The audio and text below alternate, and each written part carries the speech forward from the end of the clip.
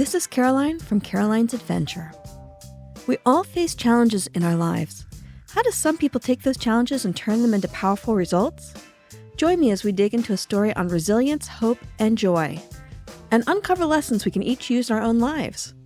But before we start, please take a moment to show that 5-star rating button some love, and follow while you're there to be updated every time I release a new episode. Now, before we begin, a word of caution. On this podcast, we regularly discuss topics like sexual assault, suicide, and addiction, which may be disturbing to some. Please take care as you listen. And if you need support in the United States, reach out to the crisis text line at 741-741.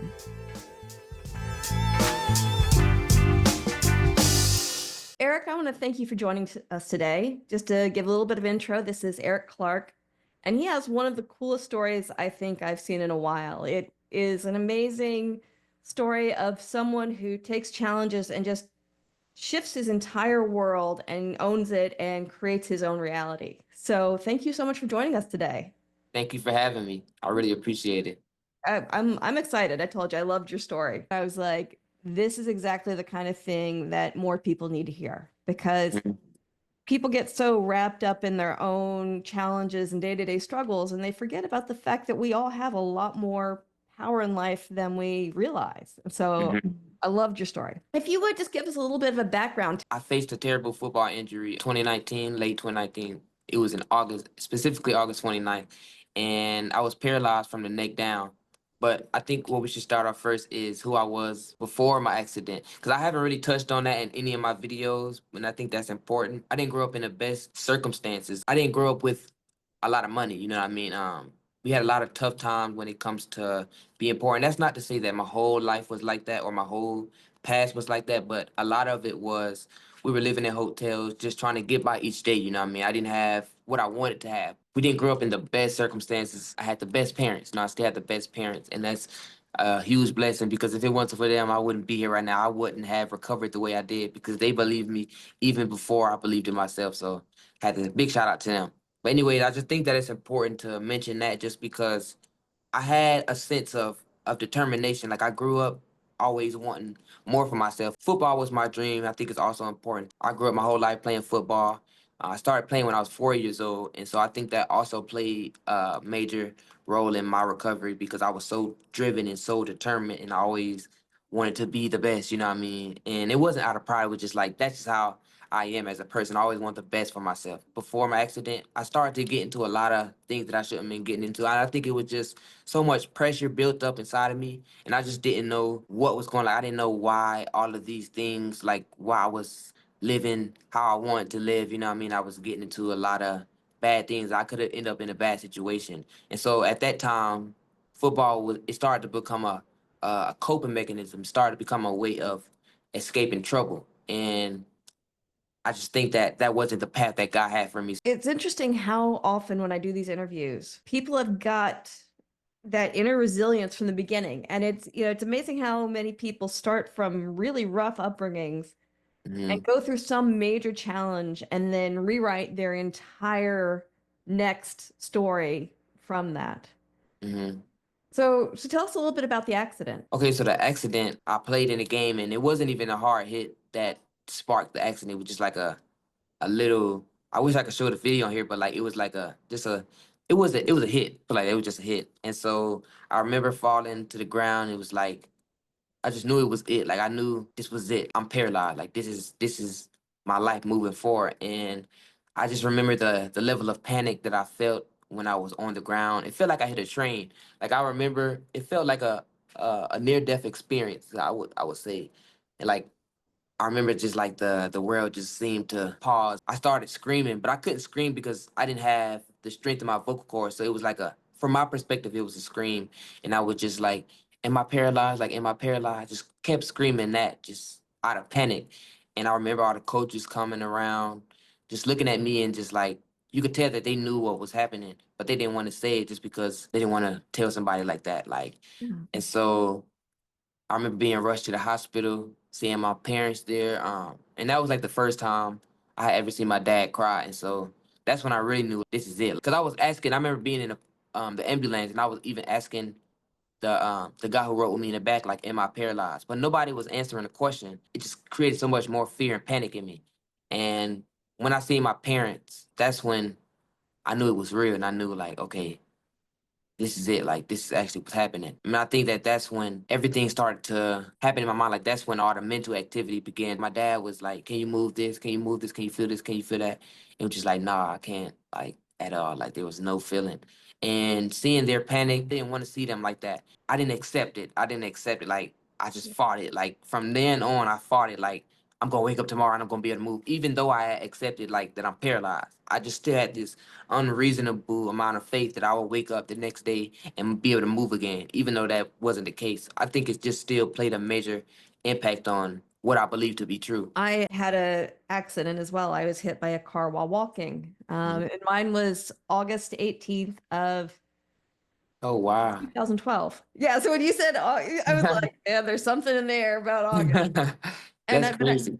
but I know that feeling of, for me, in my mind, I thought I had been hit by a baseball bat. Like that was Mhm. what I thought it was. And so when you said it felt like you'd been hit by a train, like in my mind, that was the only thing that made any sense. Not that it did make any sense, but like, and I remember like everything around me slowed down, ended up with severe vestibular damage and a ton of nerve damage through the back. But I can remember that exact feeling of like everything being like crystal clear and slow and hyper real, but also so surreal. Like nothing felt real. And I felt so disconnected. And at the time I was like, is this real life? Like what's going on? I felt so Mhm. disconnected from the moment, but yet also so hyper connected. So hearing your story, I'm like, I wasn't paralyzed, but I can't even imagine that on top of the rest of the experience. Mhm. Yeah, that's pretty. I think it's like the person depersonalization. I think that's how you say it. That's like Yeah. the best explanation for it. Yeah. It's a Mhm.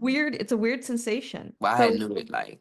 was it scary? Like, were you terrified when you realized you were paralyzed? Oh, Or very like because that was my whole fear growing up. Like, yeah, but it was an unrealistic fear. Like I felt like it could never happen to me. So I wasn't never really afraid. But if I had to say that that was my worst fear was that like I didn't want that to happen to me. Just because I was just such an athletic kid. Like I played track, basketball, football. I was like a sports fanatic. All my life was sports. Like that was my dream. for me, it wasn't sports. For me, it was I had a similar determination of like, I'm going to create my own world. I'm going to create my own reality.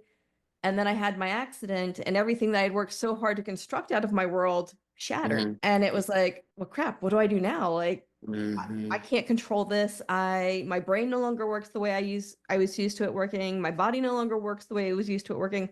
What now? Was that similar to your experience? Very like the question that you said at the end, like what now? That's the question I really been. I think that that's like one of the questions that really sparked someone's transformation. Is like, what now? Like, what now?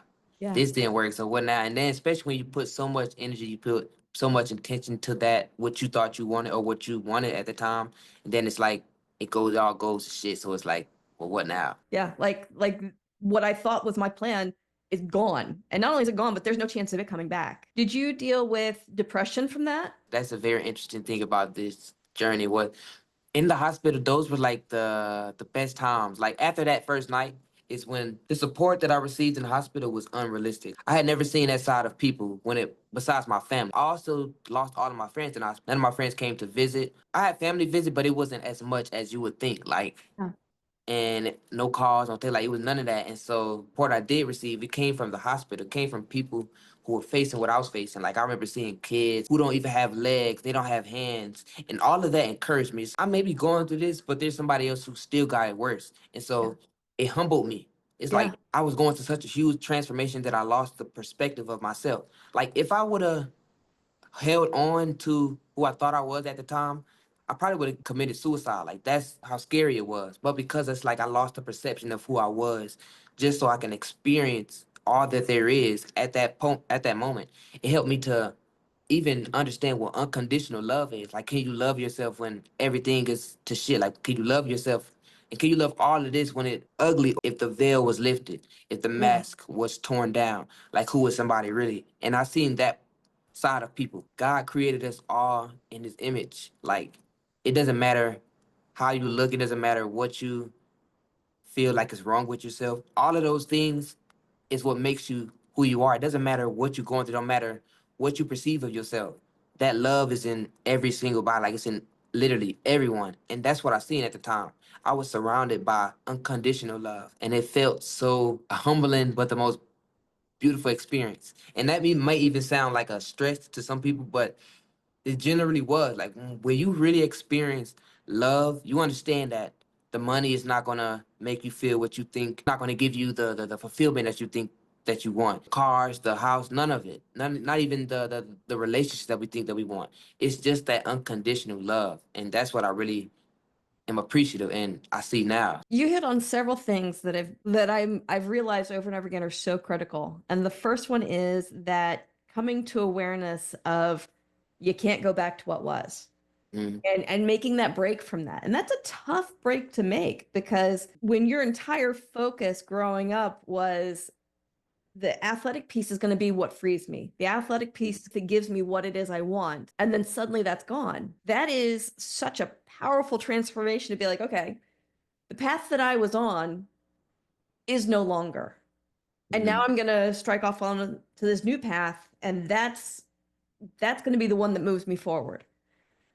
But also the unconditional love, that one's huge, and that's beautiful. The way you put it was beautiful, because I lost my two closest girlfriends when I had my accident, and it broke my heart. You know, these were mhm, friends that I thought we were going to raise our babies together. We had been raising our babies together. I thought we were going to be friends through the rest of our lives.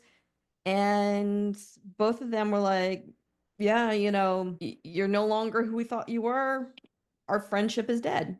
And they mhm, weren't quite that blunt with it, but mhm. You can feel the energy. yes, yes. The responses were short. They were no longer available. Be like, hey, let's get the kids together and play. And like there was no reciprocal energy. And as you said, that was probably the hardest piece for me, was losing the relationships that I thought were bedrock. You know, I Mhm, thought that my friendships were bedrock. I thought my family, all these pieces that I thought were so stable.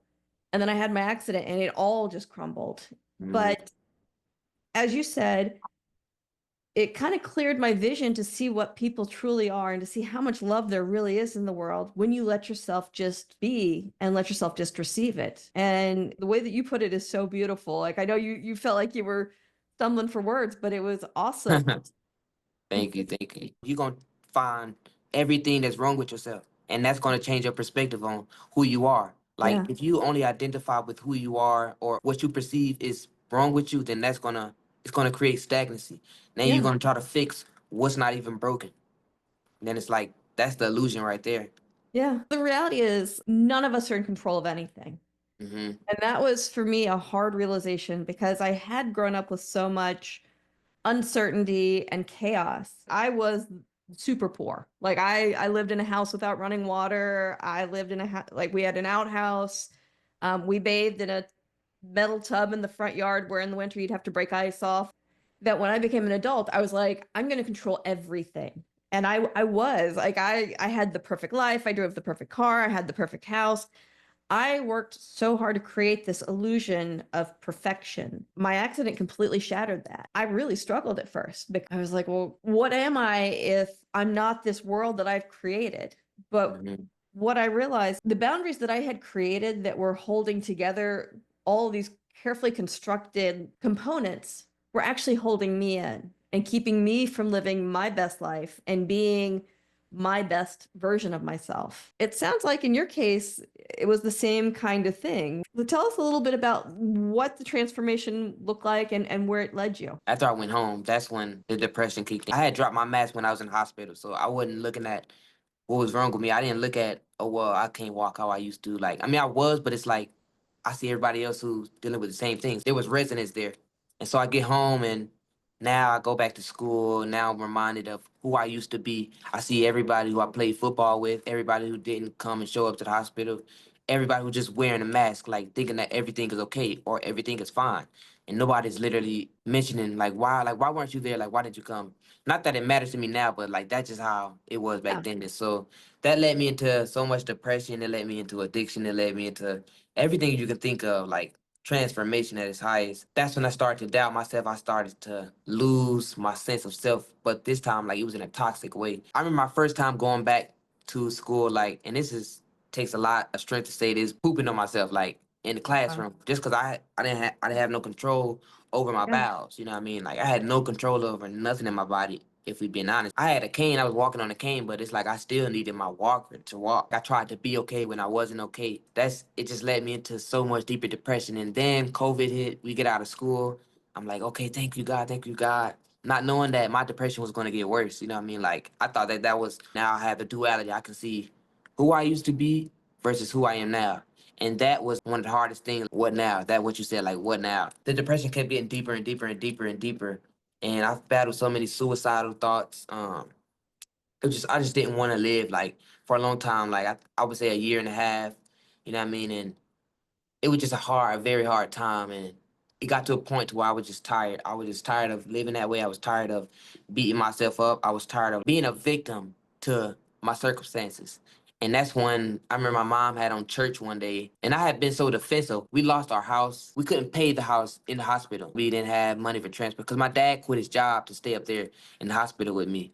And he was taking care of me, you know what I mean? Like, big shout out to my parents. Like, they did everything they can. We couldn't pay for the car, couldn't pay for the house, couldn't pay for none of that. And so they were living in the hospital room with me. So it was like four of us living in, and the thing is, I think you can only have like two people in the room. But like I said, the support and the love was just so, it was on a whole nother level. And so they allowed my family to stay there with me. Like, it was all four of us and we were sleeping in there. Like, that was our place. Like, that was our place of residence. When I got home, then we got evicted. I was just so angry all the time, just like angry. Like, I was just so stuck in my head. I mean, I just got to a point where I was tired. I didn't want to live like that no more. At this point, what do I have to lose now? And so that moment and I had gave my life to God before, but it wasn't like this. Like, I wasn't intentional when I was doing it, but this time was different. I was tired of living the way I used to live. And so I was like, okay, I'm gonna try it, God. Like, let's do it. And so I did it. I did it like it was a quick intention. I'm like, Lord, I'm done. Like, I'm done living the way I want to live. I'm done thinking that I know it all. Like, you created me. You know the plans that you have for me. So I'm giving my life to you. And I remember from that day forward, everything changed. And it wasn't changed in my body. That came after. But it all started with a shift in perspective. That's when all the transformation started. That really shifted me. It's like, okay, now I know that God is real. Now I know that there's a bigger plan. There's a bigger plan. Like, something bigger is happening. It's bigger than me. I wanted to get my body right. So that was the whole thing. I really wanted to get my body right. I wanted to feel again. I wanted to feel like I wanted to be able to use my body again. And so I remember reading a book, Miracle Morning. That was the book that really shifted my perspective. It's basically explaining like how your mornings, like, it all starts with your morning. Like, if you have a good morning, you have a good day. You know what I mean? And I took it serious. Like, every single day I woke up at 5 o'clock in the morning. I woke up every day and I walked a mile. Sometimes I'm walking 2 miles. And the doctors didn't want me to do it because I didn't have that capability. Like, and so I was like, nah, this is what I want. So I used to wake up every day. I'm journaling. I'm doing everything it takes. Like, literally, like 90% of my energy was going to recovery, and I think it even got to a point to where it got toxic. Cause I'm the type of person. Once I know, I'm gonna go. Like, I'm gonna take action.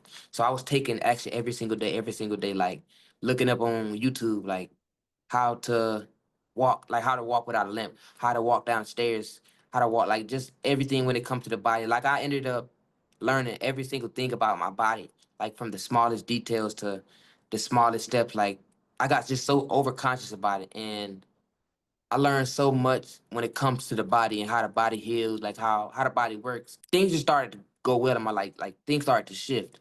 I ended up getting a job at Panera. Like, that was my first job that I ever had, and I still needed my cane to walk, but nothing was going to stop me. Like, I didn't want help either. Like, I didn't want anybody to help me. Like, just because I wanted full control. Like, I had lost control, and so it's like now I wanted so much control, which is crazy to think about. But yeah, that ended up happening. I got a job, and all of that was helping me on my recovery, especially when it came to being in public. You know what I mean? I had to go to, because COVID still, like, it was still that COVID time that we was on quarantine and we couldn't go to school. But school, after the job, I had school, like, I think it was like a week after I quit my job, and then school started. And I was so afraid to go back to school, even though I was in Panera and I was working around people.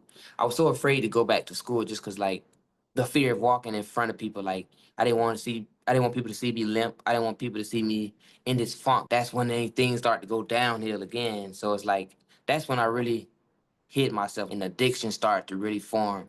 I feel like that's when it got bad. I remember being in the bathroom just drunk on all types of drugs, just like really going through a dark night of the soul. Like I had so many moments like that. Like that's why this story is just like it's so hard to explain because it's a back and forth. And it showed me that the duality in life, like there's always gonna be good times, there's always gonna be bad times. Like and that's what makes life. When people think of progress, you look at these people that have accomplished amazing things and you look at it and everyone thinks it's just they start here and it's a progression straight up and they reach these pinnacles.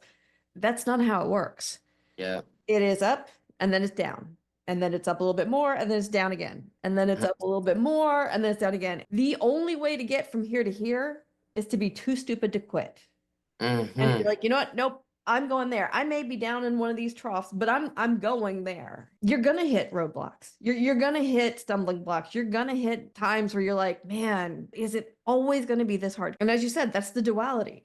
It's the high times that make the dark times worth it. Yes, yes, yes, yes, yes, yes. I And was the just dark, saying that. yeah, and the dark times are what make the high times so beautiful because you're like, I appreciate this because I've been here. Hmm. At this point now, I don't know about you. I know myself so intimately at this point in time. I know I am a million feet tall and bulletproof. I have been knocked so far off my game and put myself back together brick by brick. And so Hmm. I can go from here down to here because I know I can get myself back up here again. I just have to, Amen. yeah, it's a gift to have that kind of self familiarity because I think so many people go through life and they never get the chance to see what they're really made out of. Hmm. And I'm, it's not the path that I would have chosen to get to this place, but I'm so grateful for the fact that I have been through it. And I know now that I can get through anything because I am so intimately familiar with the components that I'm made of. And then even with that, it's now that you have overcome this and you've got this intimate with yourself, you can pass that wisdom on to the next person. Like even with Yes. this interview, it's like more people's lives are going to transform. Like it's like you're a blessing to be a blessing to other people. And so it's like everything just worked together in a way. I love it because you're like, I was so embarrassed because I pooped myself in class. I'm like, the fact that you made it into class of your own motion is amazing. And the fact that like I know that that's an embarrassing story, but like that's also such a testament to your strength. What that shows is like this the place that your body was at was it was so disconnected that you had no control over anything, and yet you had that mental fortitude to say, nope, I'm getting up and I'm going. Hmm. And like how did you get there? Like how did you get from paralyzed to getting yourself to class? It's confidence and passion. Like it's not arrogance or pride at all. Like it's just in the Bible, I think it say that God gave his toughest battles to his toughest soldiers. And so he chose me because he knew that men don't come back from stories like this. Like they don't make it back from stuff like this. Yeah. And to see somebody do it can change somebody's whole outlook on their situation.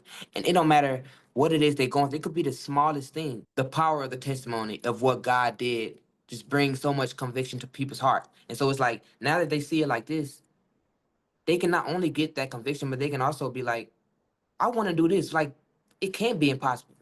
Yeah. If he did it, then why can't I do it? I could have been the type of person who was like, it was everything but easy. Not being able to move was like a portion of it. But it was the times during that, like it was the humbling times that humbled me enough to know that I'm not in control. Like you said, like I'm not in control. And if I wasn't humble, there would be no way that I would be able to be where I'm at right now. Because if somebody tell you ain't never gonna walk again, like who and these are doctors, these are Yes. professionals. So if my Yeah. pride is telling me my pride is gonna identify with what the majority of people say than what the spirit is saying.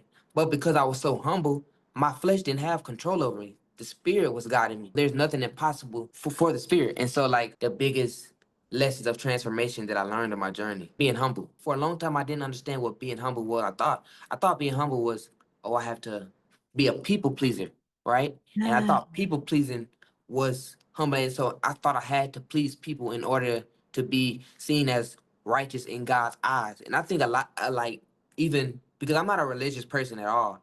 And so I feel like I was conditioned in religion so much, like, I didn't really understand what being humble was. And so I put on this mask, this people pleasing mask. And I did things that I didn't even want to do at times. And that just led me into deeper, because I didn't understand what true humbleness was, that happened. But humbleness was in every aspect of my journey was the key to recovery, because essentially what humbleness is it's the perception of the spirit over the flesh. I understand now that we live in a world of limits, and if I only identify by what I see, then I will never be able to get to where I'm trying to go, because all of us humans, we have intuition, we have a vision. This may be where what's happening right now, but tomorrow's going to be a whole new day. Like every day, every moment is new.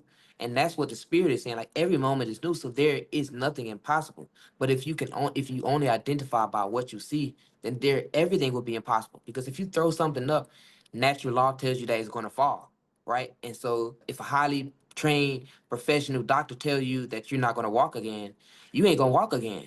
But the spirit is saying, I created you.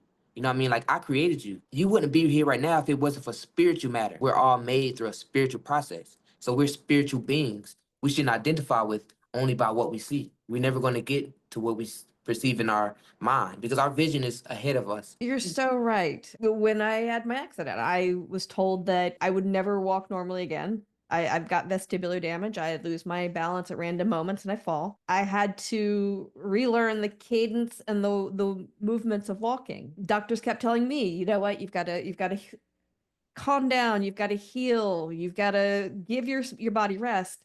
And the only thing that happened was I got weaker and weaker. And the weaker I Mm, got, the more I fell. And mm, so finally I was like, okay, screw this. This isn't getting me anywhere. And I thought, okay, the only thing that I could have any control over is my strength. And so I started strength training. I had never strength trained before, but I was like, this is the only thing that I can't get rid of the pain. I can't get rid of the balance issues. I can't get rid of all the things that are listed on my chart as issues. mm, I and I realize now in your what you were saying, like we all have a lot more power than we realize. But we give our yes. power up because we believe what others have taught us to see, rather than Mm, what we see with our hearts. And if you can trust your heart, if you can learn to shut down this piece, because the reality is we're blind. mm, You know, after my accident, I realized how blind I had been because I had bought so into the expectations of other people around me. mm, You know, as I said before, I was so focused on leaving behind what my childhood was. I was so focused on not being that person that what I thought I needed was to have the the really nice luxury car mm, and great jewelry and have my makeup always perfectly done and have the high-powered career and all of these things.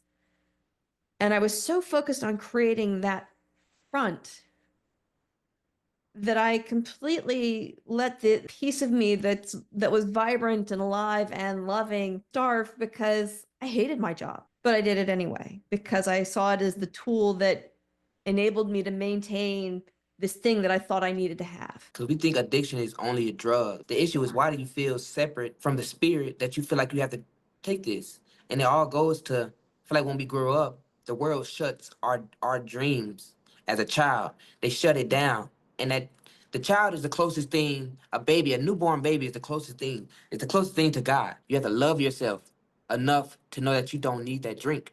And when you start to unconditionally love that part of you that feels like you need to drink, you're gonna look at the drink and you're gonna be like, I really thought I Yeah. needed this drink. Like, because the drink is not the problem. The problem is you feel something within that makes you think that you're a problem and your existence is a problem. And so what happens is you start taking the drink because you think you need to be fixed. But there's nothing wrong with you. Like he doesn't see your flaws. He see you as whole. That's what the most transformation in my life came from, when I asked God, like, how do you see me? Like, what's your perspective of me? And then I seen like there's nothing wrong with me. I'm on a journey. And that's the Yes. beautiful part of it. Yes. And it's interesting. So my father was an addict and I know that they say pot isn't addictive. I lived with a pot addict Mm, and he very much was an addict. So I've studied addiction from the standpoint of just trying to understand him more. mm, He was abusive. He was not a good person. He was a horrible father. But still, as his child, I wanted to understand him. And so I've studied addiction. And one of the things that really resonated with me is I read a study that they found some people are more predisposed to be addicts than others, but there is a component that will make you more likely to use and be able to use and walk away versus those that use and become addicted. And it's exactly as you said, it's that level of internal pain that you're trying to disassociate with. Mm, And the more you've internalized something that you feel like you want to separate yourself from, the more likely it is that you're going to go down that cycle of addiction. And they said, whereas people that don't feel like they've got a large amount of whatever to disassociate from, the addiction doesn't have the same pull. And so you can have two people that'll use the exact same amount of drug, and one will be like, yeah, that was a fun trip. That was neat, and walk away from it. Whereas the person that's like, oh my God, I escaped from whatever it is that I'm carrying for this brief period of time. I want more of that. And I found that so fascinating because you're so right. So many of us carry loads that aren't ours to carry. mm, For a long time, I felt a lot of shame over the poverty that I grew up in and the abuse that I grew up in. And so many of the narratives that I thought were who I was. And having this accident stripped all that away because it made me realize that even if that was my narrative, it doesn't matter. Even if I was a bad kid, that's not my shame to carry. mm-hmm. And as a mother now, I realize no matter how bad my children are, my actions are not their responsibility. It was so incredibly freeing to realize that the only thing that I'm responsible for is what I do going forward. I can't control what's been in the past. I can't control my past actions. I can feel, if I've done something to be ashamed of, I can feel sorry for that and I can atone for that. But then once I've atoned for it, I have to move forward. Mm-hmm. And in this moment, I can control this, but all I can do is be a better person moving forward. And that was incredibly freeing for me to realize that, you know what? Our mistakes aren't what define us. The assumptions about us aren't what defines us. False masks that we make and maintain aren't what define us. What defines us is who we wake up every single morning and choose to be. And every Mm-hmm. single day we can shift that. We can choose tomorrow a different path if this current narrative isn't the one that suits us. That's what I loved about your story because becoming a fashion designer is so completely different from being an athlete. I would imagine that you've got enough athletic ability still Mm-hmm. that you could probably be somewhat of an athlete if you chose that path. But Mm. you said, you know what? That's not the path that serves me. I'm going to do this other thing that feeds my soul. That's amazing. Like, how did you get down that path? So in the hospital, this lady named Tweety, she mentioned shoe design. So I didn't. At first, it was just like customizing sneakers, and so she mentioned to me like you could like paint on sneakers, and that just like really captured my attention. And so from that moment, I'm like, this is what I want to do. Like this is gonna be something that I'm gonna do. And I didn't know how far I would go, but I just knew I wanted to do it. And so I mean, I got out the hospital.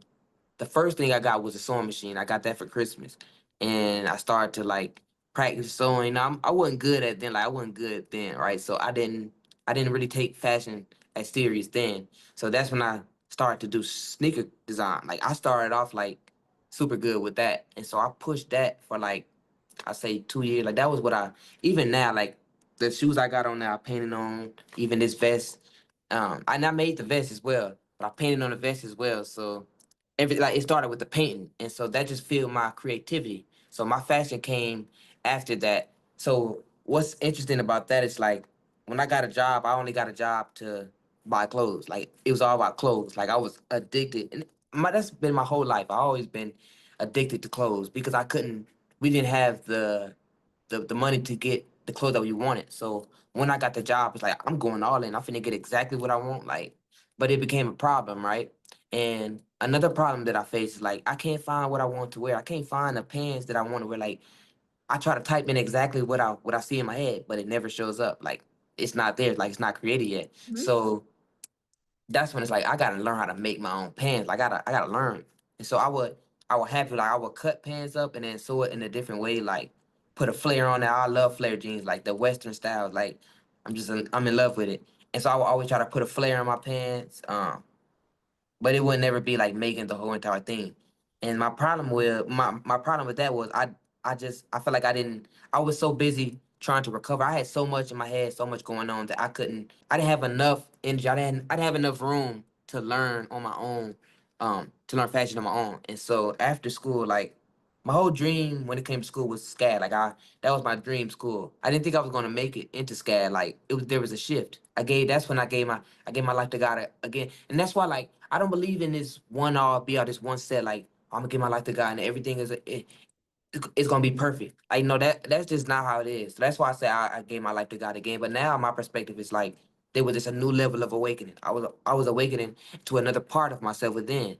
And so what happened was there's another awakening, and but this one was the strongest one since that time, like since that first one. And so I remember I had this one party because I was going to so many parties, but I had threw my own for graduation. So threw a party, get so drunk, and I drunk out of my mind, and I wake up and I was just like I can't do this no more. Like I'm done. Like I was done with that old life. Like I was done with it, and I was just like I was done. Like when I said I was done. And uh like I said, I would say I gave my life to God again. I need to become a new person because SCAD was a whole different life. Like now I'm going to a school, like this cost a lot of money, one, so I had to get financial aid. And that's another thing a lot of people don't know is like financial aid is like funding me to go here. You know what I mean? Like I don't really have anything. Like God is just supporting me on this journey. Like and so I had to train myself to think different because if this grace is so powerful, then I can't just stay the same. I gotta match the grace. You know what I'm saying?